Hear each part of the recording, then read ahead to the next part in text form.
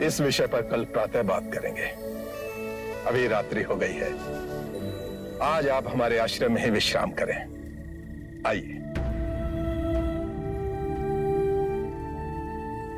यह आश्रम किसका है? यह आश्रम मेरा और मेरे शिष्यों का है। मैं उरुवेला कश्यप हूं। मैंने आपके बारे में सुना है।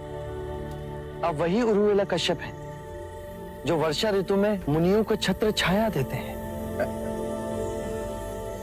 आज रात्रि आप मेरी कुटिया में ही विश्राम कीजिए।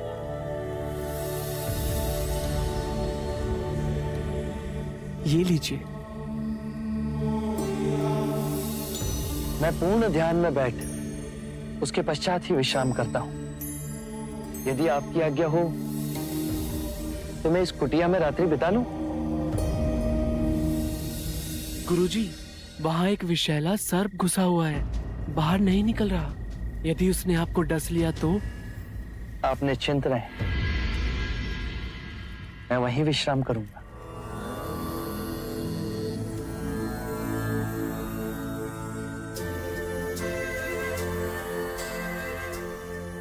गुरुजी, रोक लीजिए उन्हें। अब वे नहीं रुकेंगे। उन्होंने दृढ़ निश्चय जो कर लिया है।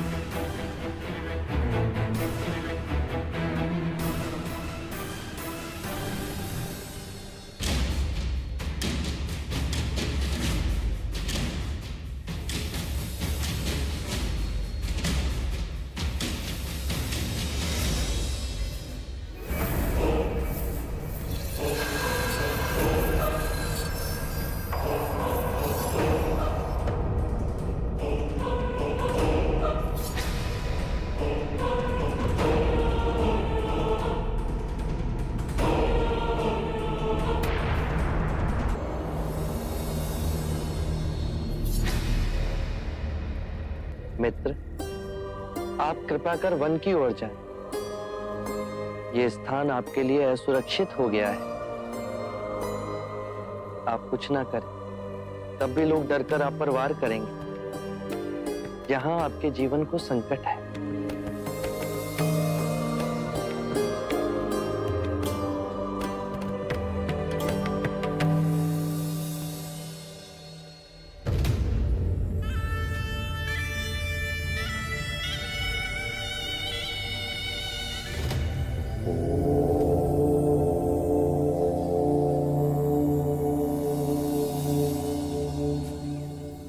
अरे, आप यहाँ हैं?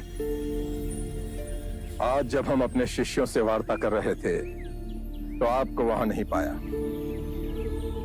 मैं वहां उपस्थित नहीं रहना चाहता था।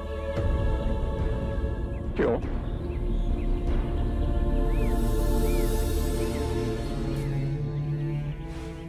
आप अपने शिष्यों को संबोधित कर रहे थे। यदि स्वाभाविक कोई प्रश्न मेरे मन में जागता तो आपके शिष्यों के सामने उसे पूछना आपको दुविधा में डाल सकता था। परंतु यहाँ तो एकांत है। अब हम वार्ता कर सकते हैं। कृपा करें, आप दुख के संबंध में कुछ कह रहे थे। क्या आप ये मानते हैं कि दुख सत्य है? क्या आप ये भी मानते हैं कि दुख के कारण भी है? हाँ। यदि कारण है तो दुख तो रहेगा,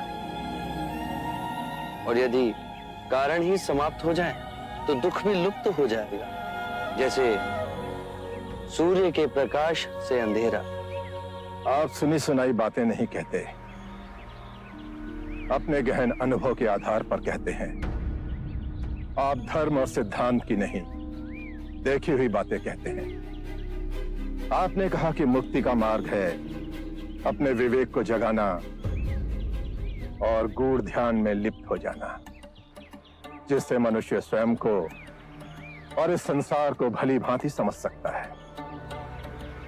परंतु एक प्रश्न है, ये जो सारी विधियां हैं, रीतियां हैं, पूजा पाठ हैं, क्या ये सब व्यर्थ है?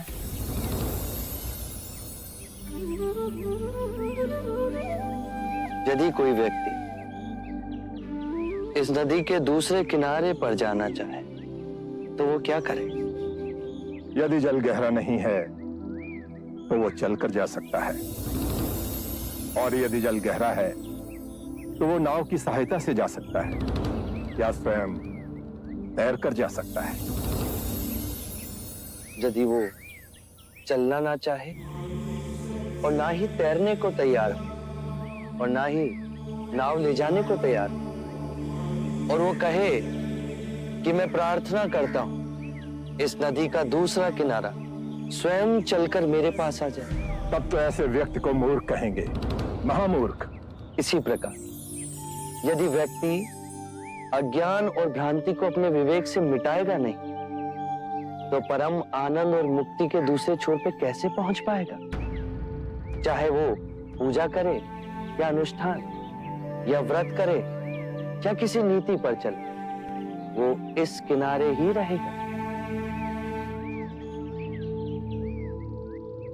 हमने सारे शास्त्रों को पढ़ा, उन पर व्याख्या की, परंतु जीवन के इतने जटिल सत्य को इतनी सरलता से किसी ने नहीं समझाया, किसी ने नहीं समझाया।